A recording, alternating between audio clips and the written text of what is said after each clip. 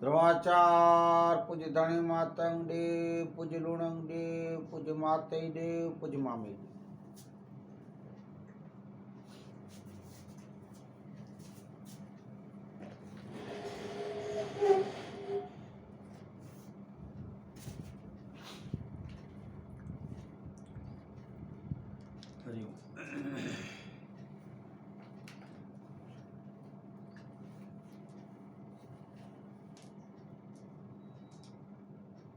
ગાંધીધામ કચ્છથી દાસ અશોક કમેશ્વરી, સદગુરુ પૂજ્ય મોરારી બાપુના જય સિયારામ, બ્રહ્મલીન દામોદર બાપુ, બ્રહ્મલીન ધનજીરામ બાપુ ના ચરણોમાં કોટી વંદન નમન. હરિઓમ. આપ સર્વે ભાઈઓ બહેનો, મેં શ્રી મેઘવાર સમાજ અને અમારા ધર્મ ગુરુ શ્રીઓને મારા જાજેરા ધર્માચાર અલખ દેવતા જે કરમ કે જવા. હમણાં આપણે માઘ માસથી આ માતંગ પુરાણનું જ્ઞાન કથન આપણે લઈ રહ્યા છીએ. પૂજ્ય દાદાઓને માં લખણી દેવીને ધર્માચાર બોલો, દર્શન કરો. આ માતંગ પુરાણનું જ્ઞાન કથન કે વાંચન હરેક મેસરી એકવાર ઘરમાં હોવું જરૂરી છે. આપણા બાળકોને પણ નાનપણથી આ સંસ્કાર દેવા, અભ્યાસ કરાવવો એ પણ અતિ જરૂરી છે. અને ઘણા ખરા કહે છે કે માતંગ પુરાણ શાસ્ત્ર તો માર્ગશિરા મહિનામાં કે માઘ મહિનામાં અથવા તો શિવરાત્રી કે મોટા પર્વમાં વાંચવાનું હોય. આ રોજ શું ભાઈ,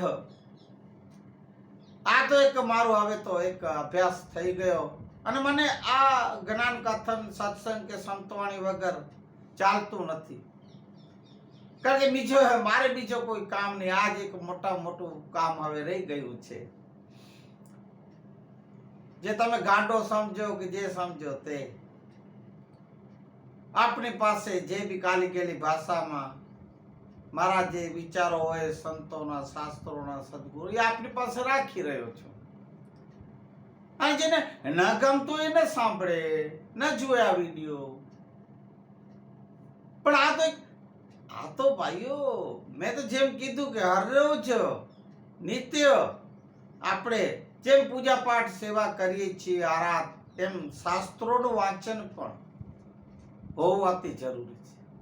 શાસ્ત્રો હોય, બીજા ઘણા એવા પુસ્તકો, સાહિત્યો છે, પુરાણો છે, એનો અભ્યાસ અતિ જરૂરી છે. તે પણ આજના ઘોર કલયુગ.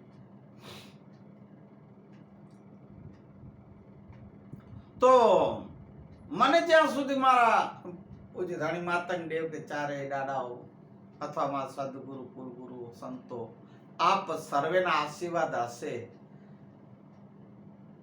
તો સદાય આપની પાસે જેવો મને સમય મળશે, હું આ જ્ઞાન કથન, સત્સંગ, સંતવાણી, બાબા સાહેબના વિચારો, મહાપુરુષોના વિચારો, વચનો રાખતો રહીશ. અને આપ સાંભળતા જ મારા વાલાઓ. આજ આપણે એક કલયુગમાં આપણે સમય ન મળે તો સમય કાઢવું પડે આ વાતો માટે. તો એ વાત એક ચોખવટ. મને ઘણા મેસેજ આવે, ફોન આવે, રૂબરૂ ઘણા કહે છે આ શું માંડ્યું છે માતંગ પુરાણનું રોજ એમ. મારા વાલા, મેં આજ કાર્ય ઉપાડ્યું છે માતંગ પુરાણનું જ્ઞાન કથન કે સંતવાણી, સત્સંગ રાખવાનું. એ તો હું પૂરું કરું જ છું. મને દાડો શક્તિ, સદગુરુની કૃપા હોય, સંતોની કૃપા, તો એ તો કાર્ય કરું. કારણ મારે આ જ કાર્ય કર. જ્યાં જઈ વાડી જાઉં તોય પણ ત્યાં જ. હમણાં યાત્રાએ ગયો તો ત્યારે પણ આપણી પાસે રાખતો હતો. તો એ જરૂરી છે. ફક્ત મહેસુલી મેઘવાર માટે નથી, સર્વ ધર્મ સમાજના લોકો માટે. વિશેષમાં રમજાન મહિનો ચાલુ થઈ ગયો છે. મારા આ માતંગ પુરાણના અભ્યાસ ચાલુ હતા, હું કુરાને શરીફનું એક નથી પડી શકતો કે વચનો રાખી શકતો, મને ક્ષમા કરજો. પણ સર્વે ઇસ્લામ ધર્મ મુસ્લિમ બિરાદર ભાઈઓ બહેનોને મારા ખૂબ ખૂબ આપને વધાયું.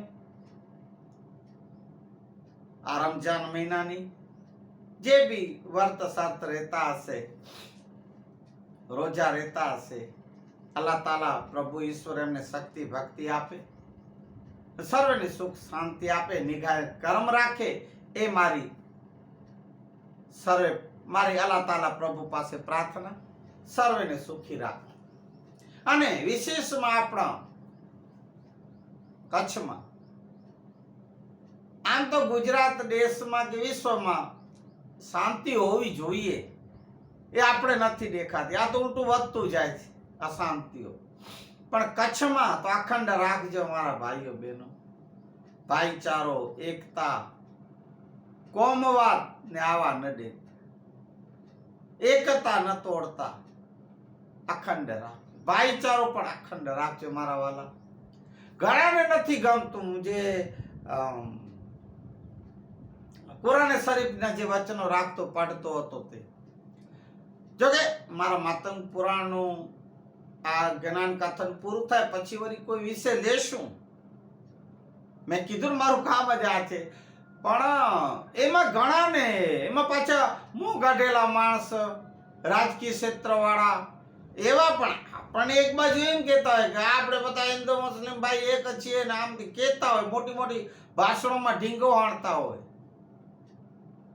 અત્યારે જેમનું રાજ ચાલી રહ્યું એમાંથી જ એક જણાએ કીધું, ક્યારેક ખબર નહીં તમારું શું ઠેકાણું નથી એમ કે છે. ક્યારેક તમે હંસ નિર્વાણ સાહેબનું લ્યો, ક્યારેક રામાયણનું લ્યો, ક્યારેક માતંગ પુરાણનું લ્યો, ક્યારેક બાબા સાહેબનું લ્યો, ક્યારેક ટોપી. એ ટોપી એટલે તમે સમજાવે એ શું વાત કરું આ લોકોને. ક્યારેક કોઈ ટોપી પહેરીને એ બધું યાર આપણે બધું સમજે કે આપણે નહીં સમજતો એનું કેવું એમ વોટ્સઅપમાં લખે, આવા મેસેજો મોકલે. આ કચ્છમાં આવું ન હોવું જોઈએ એમ કહી દઉં છું. તમે ગમે એવા નેતાઓ ને ગમે એવા મોટાઓ, અને વિશેષ મારા કચ્છના ભાઈઓ બહેનો, દરેક સમાજ ધર્મના લોકો, આ અમુક જે રાજ્ય ક્ષેત્રી પોતે આપણે અંદર હિન્દુ મુસલમાન એમાં જે લડાવવા માંગે છે, કોમવાદ જગાવે છે, જાતિવાદ જગાવે છે, એ લોકોથી બચીને રહેજો. પોતાનો રાજકીય રોટલો જે શેકવા માટે જે આ બધું કરી રહ્યા છે ને કહી રહ્યા છે, એ લોકોને ઓળખી લેજો. આવા લોકોને, એવા લોકોને તડીપાર કરજો સમાજમાંથી. હું તો કહીશ કચ્છમાંથી તડીપાર કરજો આવા લોકોને. એ લોકોની વાતોમાં ના આવજો. ગંદી રાજકીય જે મેં કીધું એવા જો કુવિચારો રાખતા હોય એવા લોકોને ભાઈચારો અખંડ રાખજો, એકતા અખંડ રાખજો. કોઈ દિવસ કોમવાદ ન કરતા. એ આપણો કચ્છનું મિસાલ એ આખી વિશ્વમાં છે. ફક્ત ગુજરાતમાં કે દેશમાં નહીં, કચ્છ એ કચ્છ છે. એમાં કચ્છની કોમી એકતા, ભાઈચારો અખંડ છે અને અખંડ રહેશે. એ હું આ રમજાન મહિનાથી પણ મારા અલ્લાહ ઈશ્વરને, પરમેશ્વરને પ્રાર્થના કરું છું, અખંડ રાખજો. એવા હવે જ્ઞાન કથનનું આપણે કથન ચાલુ કરીએ એના પહેલા મેશ્વર્યા પાંચો દેવાયો એ પાંચો ડાડો આયો જોગ પંચરથ જી ગાલ્યું કે દો જુગ મંડાણ જા લેખા દીધો ને ગના દો એ ગતા કે વેરાયને આયો મારો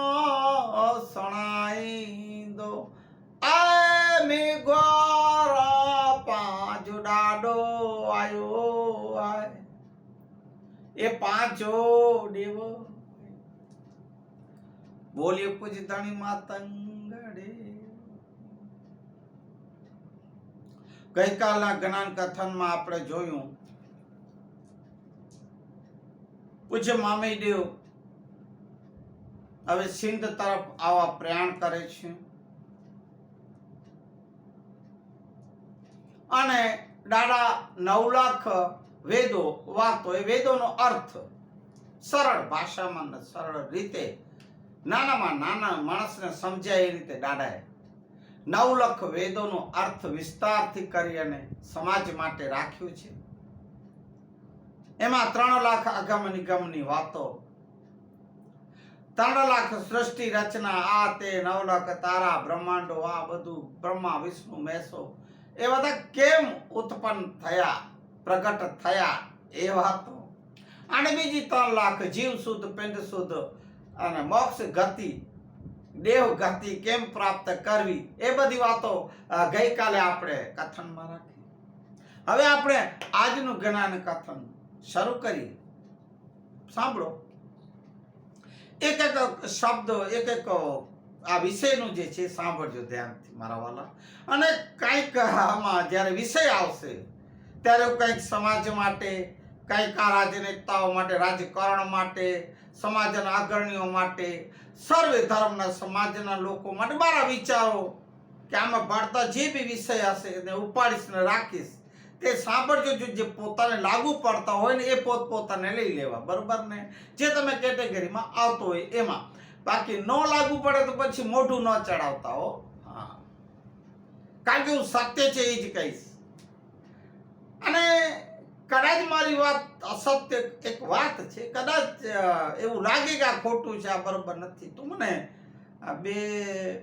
બે ઓલો શું કહેવાય હિન્દીમાં તો નિવાલા કે આપણે કચ્છીમાં ગટા કહેવાય, ગુજરાતીમાં આ બે કોડિયા વધારે ખાઈ લેજો, પણ મને માફ કરજો. અને હોય તો મને જરાક ફોન કરી અથવા તો વોટ્સઅપ મેસેજમાં રાખી દેજો, ભાઈ આ નહીં આમ નહીં આમ છે, ઠીક છે, પણ મારા ઉપર રોષ ન કરતા હો. હા, મને ક્ષમા કરજો. અને બીજું મારા ભાઈ બહેનો, મારા જે વિડીયો છે સત્સંગના, જ્ઞાન કથનના, સંત વાણીના, આ જે બી કેટલા શેર, લાઈક ને સબસ્ક્રાઇબ કરો છો, જુઓ છો, હે ધન્યવાદ આપનો, ખૂબ ખૂબ આભારી છું. આ શેર, લાઈક, સબસ્ક્રાઇબ કરવાથી મારો વિડીયો આગળ મોકલો. જો આપને ગમે તો, જબરદસ્તી નથી, ગમે તો આપ આગળ મોકલો. તો આપણે આ જે જ્ઞાનનું આપણે આજે મોજ કરી રહીએ છીએ, આ સત્સંગની, જ્ઞાન કથનની, એ આપણે બીજાને પણ લાભ મળે વાળા.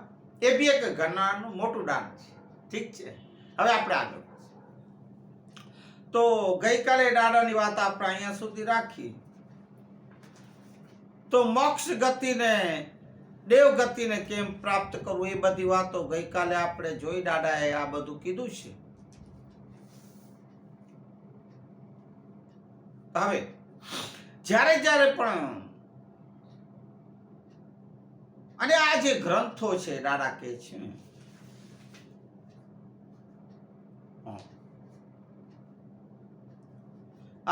આવી રીતે ક્ષમા કરજો મને, આવી રીતે માનવ જાતને ઉપયોગી થાય એવા ધર્મ અને કર્મ ને શાસ્ત્રોનો અમૂલ્ય ભંડાર જગતના કલ્યાણ અર્થે મામેદેવ મુકતા ગયા છે. દાદા કઈ ગયા? પોતાનો કુળ ધર્મ, ધર્મ ગુરુઓનો ધર્મ, હવે બધા સાંભળજો, સમાજ અથવા ધર્મ ગુરુઓ, માતંગ દેવો જે હોય તે, જેને લાગુ પડે એ બધા સાંભળજો. મેઘવાર સમાજની જવાબદારીઓ દેશ દેશાવર, સિંધ, કચ્છ, સોરઠ, હાલાર અને ગુજરાત, ગોહિલવાડ, મારવાડ, આવી રીતે દેશ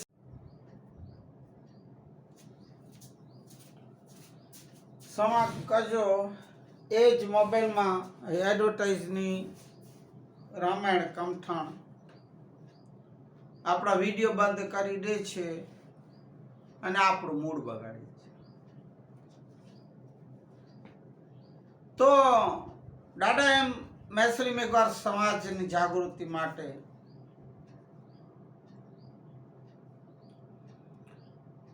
રાત દિવસ એક કરી પોતાની જવાબદારી, પરિવારની જવાબદારી અને સમાજની ઉત્થાન માટે દાદા બધું પોતાના પરિવારને એટલું નહોતા જોતા એટલું સમાજના ઉન્નતિ માટે લગાડ્યું હતું. આવી રીતે દાદા મામઈદેવ પોતાના 120 વર્ષ દાદા પૂર્ણ કર્યું છે અને એ સમય ગાળામાં આ કાર્ય પૂર્ણ થાય છે. ત્યાર પછી હવે કેટલાક કાર્યો કરવાના બાકી છે એ દાદા વિચાર કરે છે અને સમાધિ અવસ્થા, ધ્યાન અવસ્થામાં દાદા બેસી અલખદેવનું હવે સ્મરણ કરવા લાગ્યા છે અને અલખદેવની કૃપાથી દાદાના અંતરમાં 16 રતિઓના ઉજાસ થયા છે. 16 રતિઓના ઉજાસ થોડીક ક્ષણોમાં અલખદેવની કૃપાથી મામઈદેવને પોતાના આ સ્વરૂપની ખબર પડી કે હું પેંડ મામઈ જીવ બ્રહ્માનો અવતાર કર્મ અમ્યારક દાદાને ખબર પડી બ્રહ્માદેવ એ કલિયુગમાં માનવ જાતનો ઉદ્ધાર કરો. આપણે જે બ્રહ્મા વિષ્ણુ મહેશ કહીએ એ 3 દેવોમાંથી બ્રહ્માદેવ વેદોનો પ્રચાર કરવા માટે આ જગતમાં મામઈદેવનો અવતાર ધારણ કરે છે એ બ્રહ્માદેવ. શાસ્ત્રોમાં એવો ઉલ્લેખ છે કે અલખદેવના મુખોથી જે ઘણા હમણાં જે ઉચ્ચ વર્ણ કે ધર્મના કે અમુક ઉચ્ચવાળી ધર્મની મુખો સમાજના લોકો જે કહી રહ્યા છે હિન્દુ ધર્મના વાળા આ 4 વેદો અમારા આ લખી ગયા ને તે લખી ગયા ને કહી ગયા, એ વાત ખોટી છે. આ જે 4 વેદો છે અલખદેવના મુખેથી ઉચ્ચારેલા છે, ત્યાંથી પ્રગટ થયા છે 4 વેદો. એની ઘણા હમણાં પોતાનું ઓલું ઠોકી બેસાડે છે, પોતા ઋષિઓનું સંતોનું ના એ નથી. અલખદેવના મુખેથી ઉત્પન્ન થયેલા ઋગ્વેદ, યજુર્વેદ, સામવેદ અને અથર્વવેદ, આ 4 વેદો કોઈ ઋષિ મુનિ લખ્યા નથી.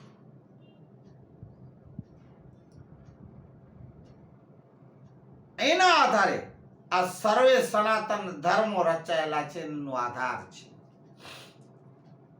આ વેદોના આધારે જગતના કલ્યાણ, માનવ જાતનો ધર્મ રચેલા છે. માનવ જાતનો ઉદ્ધાર આ થઈ શકે છે આ વેદોથી. આ વેદો એ સર્વરૂપી શ્રેષ્ઠ છે કારણ કે એને અલખદેવે ઉત્પન્ન કરેલા છે. ફરી વાત આવે છે, સાંભળજો. અને આ વેદો સાથે બ્રહ્માદેવ, વિષ્ણુદેવ, મેષદેવ, આદ્યશક્તિમાં અમ્યાદેવી, સિદ્ધિવિનાયક દેવ ગણેશજી, ગણેશદેવ, 36 કોટી દેવ, 36 કરોડ દેવતા, દેવી દેવતા, ઇન્દ્રદેવ, સર્વે દેવોનો પૂજ્ય અને આ માન્યતા પદના ગ્રંથો છે. એ સર્વના પૂજ્ય આ ગ્રંથો એ 4 વેદ છે.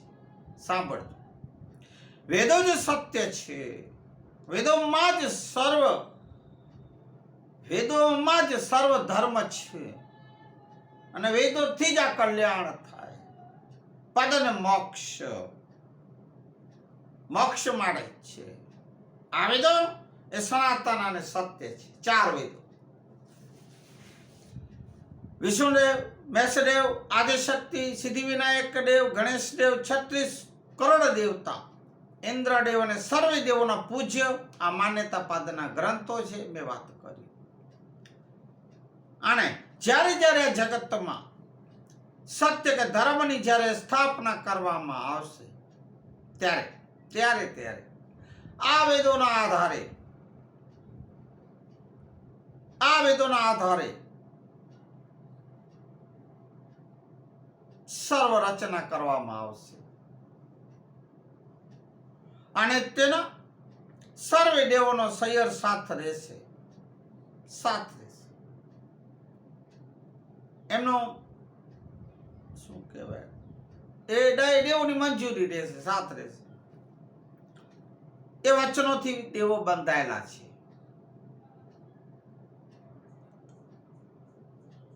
એવા પુરાવા સ્વરૂપે મેષદેવ પૂજ્ય ધણી માતંગ દેવના સ્વરૂપે કલયુગમાં જ્યારે અવતાર ધારણ કરી મેષ પંથની જે બારમતી તીર્થ પંથની જે સ્થાપના કરેલ ત્યારે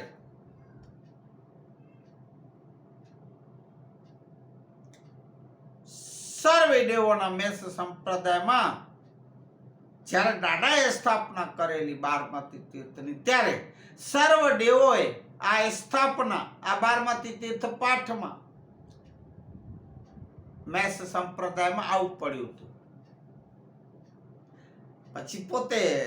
પછી અમે હિન્દુ જ છીએ, અમે ફલાણા જ છીએ, અમે જે ઢીકડા છીએ, જે કે જેટલા દેવો છે એનું જે બધું ઓલા લોકો જે ઠોકી બેસાડે છે.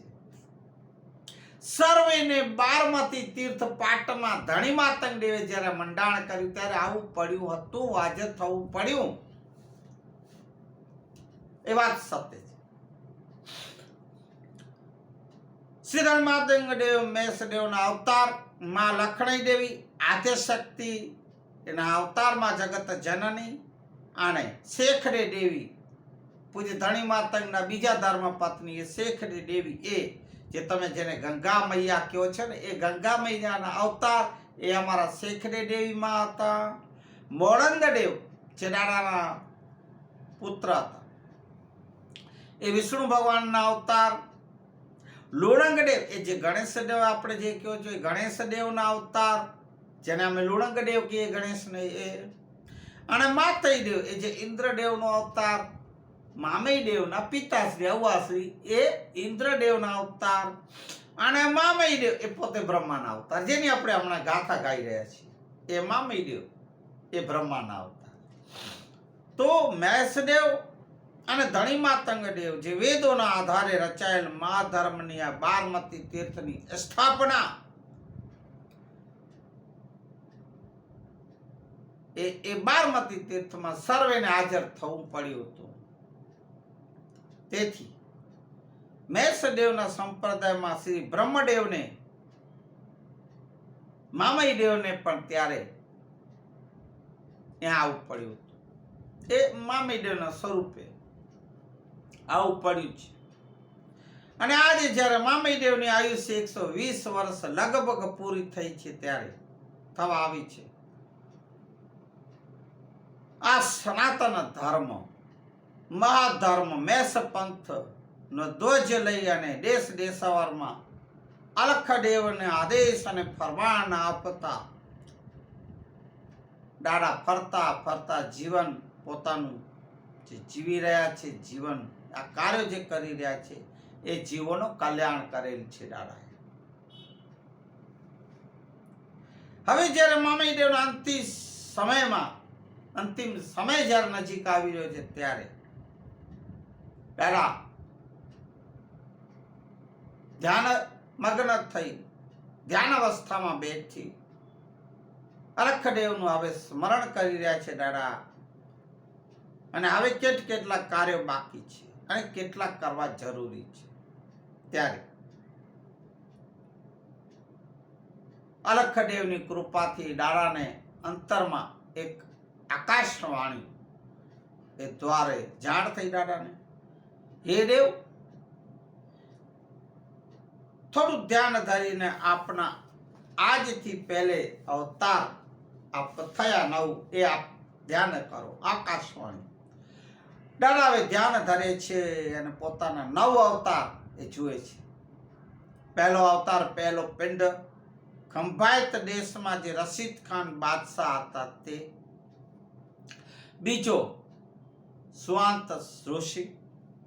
ત્રીજો દેવાયત પંડિત. ચોથો કાલિદાસ પંડિત. પાંચમો મેર પંખી. છઠ્ઠો અંબ્યારક ઋષિ. સાતમો રાજા ભરથરી, જેને તમે રાજા ભરથરી કહો છો એ ભરથરી રાજા એ મેવાડ ગઢના એ જે થઈ ગયા એની તો આપને ખબર હશે. ક્યારેક લેશું ઇતિહાસ દાદાના આ અવતારમાં પણ ભરથરીનો. સાતમા ભરથરી તરીકે અમારા દેવ હતા. દુધરીમલ સંગ્રામ એ બી, અને છેલ્લે નવમા એ મુસા નબી. આવી રીતે 10મો અવતાર છે દાદાનું પિંડ પોતે. દાદા આવીને જે અવતર્યા મેઘવારે જે ઘરે ગોર મામઈ દેવ થઈને અવતર્યા. આવી રીતે તમારા 10 અવતાર થયા છે. આકાશવાણી કહે છે દાદા તમે દેવ, તમે અંતર્ધ્યાન થઈ અને આ સાંભળો ને ધ્યાન ધરો. જ્યારે તમે પહેલા અવતારમાં રશીદ ખાન બાદશાહ હતા ત્યારે તમારાથી એક મોટો અને ગંભીર ગુનો થઈ ગયો છે. તમે એક નિર્દોષ મૌલવીનું તમે એમને ફાંસીના માછડે, એ તમારા નાના ભાઈના કહેવાથી તમે એમને ફાંસીએ ચડાયો હતો. એ તમારો ગુનો. એમાં પુરાવા તથા રજૂઆત જે સાચા છે કે ખોટા એ પણ તમે ન જાણ્યા, અને નિર્દોષને તમે મોલાને ફાંસી દીધી, ફાંસી ચડાવી.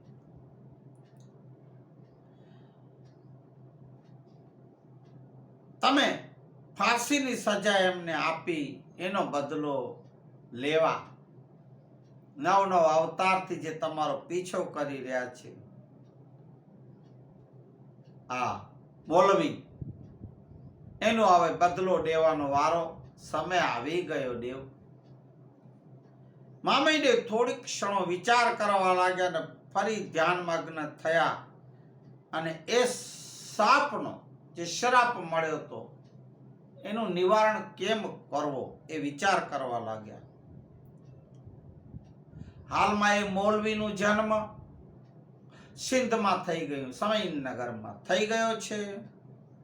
જેમ શ્રી રામથી પહેલે રાવણનો જન્મ થઈ ગયો હતો એ રીતે રામાયણમાં દાદાના જે નિર્વાણનો જે નિમિત્ત બનવાના છે એવા બાંભડિયા સવાનો જામ ઉનડ બીજાના ઘરે એ જન્મ થઈ ગયો છે. સમય નગરી, સિંધ, પાકિસ્તાન, જેને અત્યારે પાકિસ્તાન કહી દઈએ.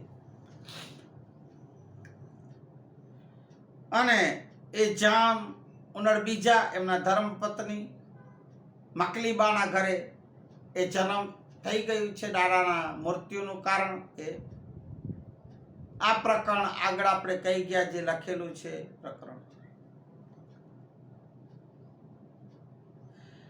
આ બાળકનું નામ બાંભડિયો શમો છે. મેં જે હમણાં વાત કરી, યુવાન અવસ્થામાં એ સિંધમાં સમય નગરીમાં એ રાજ કરે છે. અત્યારે રાજવી છે. આમ નાની ઉંમર છે, યુવાન અવસ્થા એ સત્તા સંભાળી રહ્યો છે.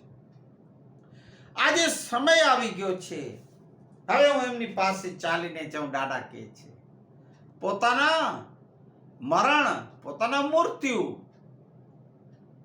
પોતાને જવાનો સમય, સામેથી દાદા ચાલીને જાય. ક્ષમા કરજો, ક્ષમા કરજો.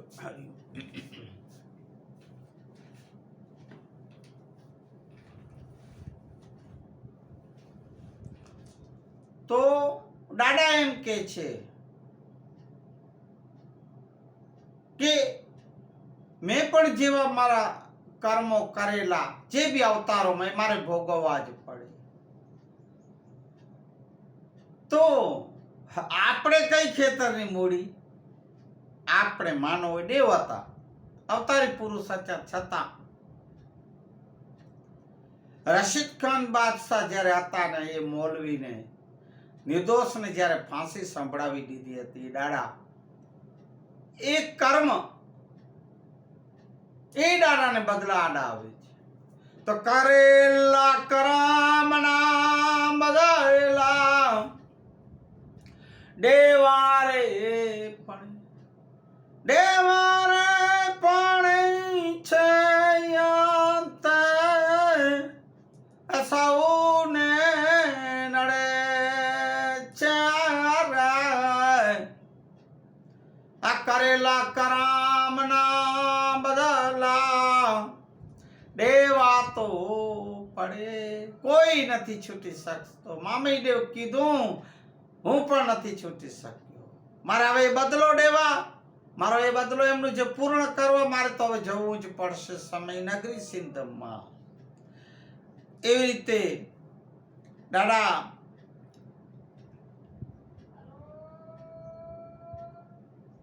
એ દાદા બોધ આપે છે અને વેદમાં કહે છે, જીવ મ મારી જે જીવડા, કોઈ પણ જીવ હત્યા ન કરજો.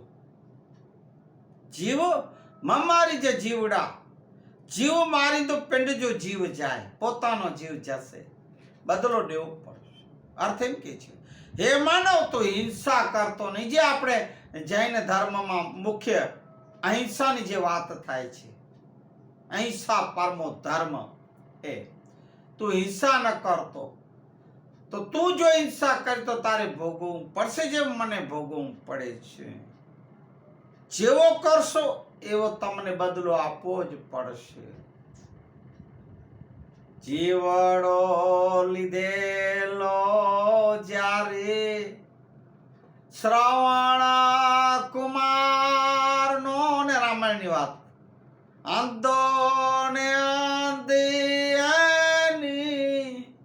સુરતે ચડે,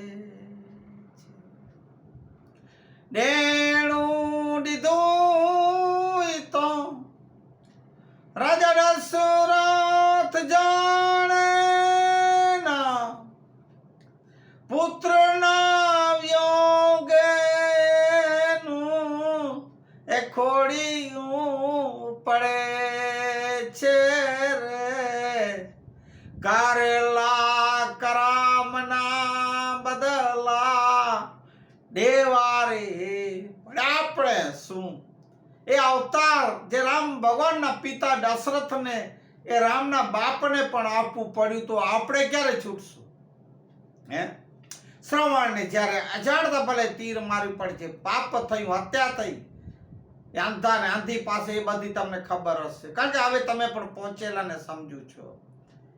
અને જે અંધો અંધી, એ શ્રવણના મા બાપ જે શ્રાપ આપે છે કે હે દશરથ, જા, તારા 4 પુત્રો હોવા છતાં પણ તું પુત્રના વિયોગે તારું મરણ થશે. એક કે પુત્ર તારા મરણ સમય, અંતિમ સમય નહીં હોય જાય. આપણે ક્યાં નથી જોયું ને ક્યાં નથી અનુભવતા, ક્યાં નથી સાંભળ્યું? આપણે સાંભળ્યું, વાત રામાયણની વાત છે. એવો આખું આ ભજન એક વાણી છે, કરેલા કર્મના બદલા દેવા પડે. આવા વિચાર સાથે પૂજ્ય મામીદેવ મનમાં વિચાર કરી અને સંકલ્પ કર્યો કે સિંધમાં જઈને હું મારો પિંડ, મારો શરીર, હું મારી સ્વેચ્છાએ બાંભડિયા જામને સોંપી દઉં, સમર્પણ કરું અને આ જીવને આ ગુનામાંથી હવે મુક્ત કરું, એમ કીધું. અને આ નિર્ણયની વાત પૂછે મામીદેવ, પુત્રો મત્યાદેવ, ભાગવંતદેવ ને મહાદેવ અને લાલણદેવને વાત કરવાની દાદા યોગ્ય ન સમજી. એટલે અને જો હું આ જાણ કરું કે આવી રીતે હું સિંધમાં જાઉં છું, તો મને કોઈ મારા પુત્રો રજા નહીં દે, છૂટી નહીં આપે, તો કોણ પુત્રો કે દીકરાઓ પિતાના મરણની કે મૃત્યુની છૂટ આપે? એટલે દાદા આ વાતને પોતાના અંદર સંગ્રહી રાખી છે. મેઘવાળ સમાજની જો વાતમાં ખબર પડે તો પણ અડચણો અને વિઘ્નો ઊભા થાય મેઘવાળ સમાજમાં. એટલે માટે મારે કોઈને પણ આ વાતની જાણ નથી કરવી, એ દાદાએ સંગ્રહી રાખી વાત. આવી રીતે દાદા આ નિર્ણય લે છે. હવે આ નિર્ણય લેવાનો અને એને અમલમાં લેવાનું ગોજારો સામે હવે આવી ગઈ. દાદાના નિર્વાણ થવાનો સમય. અને દાદા હવે સર્વે પુત્રોને બોલાવીને કહ્યું કે જો દીકરાઓ, મારો વિચાર છે ને હવે સિંધ તરફ જવાનું થાય છે, જ્યાં આપણા બાપ દાદાઓની સમાધિઓ છે, પૂજ્ય ધણી માતંગ દેવ, લુણંગ દેવ, માતઈ દેવ, મને એમના દર્શન કરવા છે ને યાત્રા કરવી છે. માટે હે સુપુત્રો, હે સમાજના લોકો પણ સાંભળો. ત્યાં પણ આપણે હજી પણ મોટી સંખ્યા, વિશાળ સંખ્યામાં મેઘવાર સમાજ છે, એ ત્યાં વસવાટ કરી રહી છે. ત્યાં પણ હજી પણ ધર્મ, જ્ઞાન, બૌદ્ધ, એ શાસ્ત્રની સમજ, વેદોનું, એ બધું મારે હજી ત્યાં બાકી છે. ધર્મનું કાર્ય હું હવે ત્યાં જ મારા જીવનના અંત સમય સુધી હું ત્યાં જ રહીશ, દાદા એમ કહે છે. અને એ બધું આ ધર્મ પ્રચાર પ્રસાર કરીશ અને મારું જીવન હું ત્યાં પૂર્ણ કરું, એમ દાદા એમ કીધું. એવો મારો એક મનમાં વિચાર છે. માટે હવે તો હું તમારી પાસે રજા માંગુ છું. એટલે ઓલી વાત દાદાએ લકાડી દીધી. આ સાંભળી સર્વે પુત્રો આશ્ચર્યમાં પડી ગયા. દેવ, હે અવ્વાશ્રી, અને કેવા લાગ્યા, હે અવ્વા પિતાશ્રી. અમારામાં અવ્વા કે આપણે કેમ ઘણા નથી હમણાં કહેતા, કોઈ બાપુજી કે ઠીક છે, બાપુ, બાપા, એ બધું ઠીક, પિતા પણ ઠીક. ઘણા ડેડ, એડેડ, મોમ, મમ્મીને મોમ, ડેડ, ડેડી, એ નહીં. અમારામાં માતંગ દેવો, ધર્મગુરુઓના વંશજમાં પિતાને અવ્વા કહે છે. હે અવ્વા. અવ્વાને આ વાત સાંભળી અને સર્વે કીધું, દાદા, હે અવ્વા, હે પિતા, તમે આ ઉંમર, કેટલી ઉંમર થઈ તમારી, આ ઉંમરે હવે તમે ક્યાં ફરશો? અને આટલી બધી લાંબી, કારણ કે ત્યારે આ બધા આટલા વાહનો નહોતા, પગપાળા વિશેષ જતા, ગાડા વાટ હોય કે પગપાળા જતા. આવડી લાંબી મુસાફરી હે દેવ આપણે કરવી એ અત્યારે યોગ્ય નથી, સારી ન કહેવાય. અને અત્યારે આ સમયમાં પણ ત્યાં જાવ, કારણ કે ખબર હતી બધાને સિંધમાં શું હવામાન ને વાતાવરણ, બધા જુલ્મો, મોગલોના ચાય, બધું ખબર હતી. એટલે કે આવા સમયમાં પણ ન જવાય દાદા, પિતાશ્રી. અમને ક્યાંક કેટલા સમયથી સમાચારો સાંભળી છે, ત્યાં આવા સમયમાં તમારું ત્યાં જવું એ સારું નહીં કહેવાય, એમ કે છે એમના પુત્રો દાદાના. આ વાત સાંભળી મામી દેવ કહ્યું કે હે પુત્ર, મારી ચિંતા ન કરશો. આપણો ઈશ્વર ધણી માતંગ દેવ એ સર્વે મનુષ્યોનું રક્ષણ કરી રહ્યા છીએ, પણ આપણે તો ધર્મ ગુરુ છીએ, આપણું શું કામ નહીં કરે રક્ષણ? મારે એમનો આશરો છે, મને પર અતૂટ શ્રદ્ધા ને ભાવ છે, ભરોસો છે મને ધણી માતંગ દેવ. અને બીજું, આપણે સમાજના ધર્મ ગુરુ કહેવાય, એટલે આપણે એક જગ્યાએ બેસી ન રહેવું, એ યોગ્ય બી ન લાગે. કારણ કે આપણું કાર્ય ફરતા રહેવું, સાધુ ચાલતા ભલા, જ્ઞાનનું પ્રચાર પ્રસાર, 12 તીર્થનું પ્રચાર પ્રસાર, વેદોનું જ્ઞાન કથન, આ તે બધું આપણું આ ફરજ, આપણું ધર્મ છે, ફરજી છે. આપણું બેસી ન રહેવાય, દાદા સમજાવે. મેઘવાળ સમાજ વિશાળ છે, જેના ધર્મમાં બૌદ્ધ, જ્ઞાન દેવ અને અલખ દેવના વેદોનો જો પ્રચાર કરવો એ જ આપણો ધર્મ અને કર્મ છે, એમ મામીદેવ પોતાના પુત્રોને વાત કરી સમજાવે છે.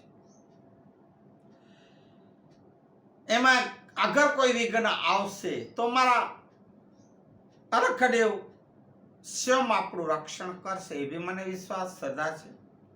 મામીદેવના વચનો સાંભળી અને સર્વે પુત્રો શાંત થઈ ગયા, સમજી ગયા. અંતે દુઃખી હૃદયથી, રાજી થઈને નહીં, દુઃખી હૃદય, કોણ રાજી થાય? દુઃખી હૃદયથી પાછું દાદા હું મારો જીવન ત્યાં પૂર્ણ કર્યું એમ કીધું દાદા. એટલે આ લોકોને કોણ રાજી થાય? વાળાવાળા હોય ને. દુઃખી હૃદયથી, ભારી હૃદયથી, દુઃખી હૃદયથી, દુઃખી મનથી, મન ભારી પુત્રોએ મામીદેવને હવે રજા આપી છે. બીજા દિવસે પુત્ર પરિવાર અને મેઘવાળ સમાજના ભાઈઓ વિશાળ સંખ્યામાં હવે એકત્રિત થયા, સબ ભેળા થયા છે અને વિદાય આપતી વેળાએ બધા જ ભાવ વિભોર થઈ ગયા છે. બધાના આંખમાં આંસુ, ભાવ વિભોર. અને મામઈ દેવને વિદાય આપે છે સિદ્ધમાં જવાનું. મામઈ દેવની વિદાય આપતી વખતે એક વિંજોળો મેઘવાર, વિંજોળા જાત અમારામાં જાતિ છે વિંજોળો મેઘવાર મામઈ દેવના ચરણોમાં પડી અને અરજ કરવા લાગ્યો ને કહેવા લાગ્યો, હે દેવ, મારી એક વિનંતી સાંભળો. વિંજોળો કહે છે, મારી એક વિનંતી સાંભળો, સ્વીકારો દેવ, સ્વીકારો. મને તમારી સાથે ચાલવું છે. હે દેવ, મેં આખી જીવનમાં કોઈ દિવસ મેં ન દાન ન ધર્મ ન પુણ્યનું કોઈ પણ કાર્ય, સત કાર્ય નથી કર્યું. દેવ, હે પ્રભુ, મેં વર્ત શર્ત નિયમ યાત્રા પોખાતર આ તે બધું કોઈ દી મેં કર્યું નથી ને જાણ્યું નથી. માટે મને હવે આ એક સારો કાર્ય કામ કરવા દો. દેવ, આપની સાથે લઈ ચાલો, હું આપની સેવા કરીશ.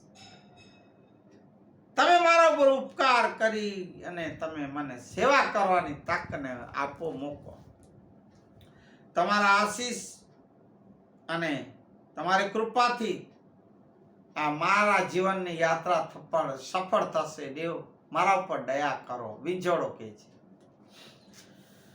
મામઈ દેવ વિંજોળા મેઘવારની આ વાત સાંભળી, અંતરના ભાવ જોઈ અને દાદા શ્રદ્ધાથી ખૂબ જ પ્રસન્ન થયા છે એમની શ્રદ્ધાથી.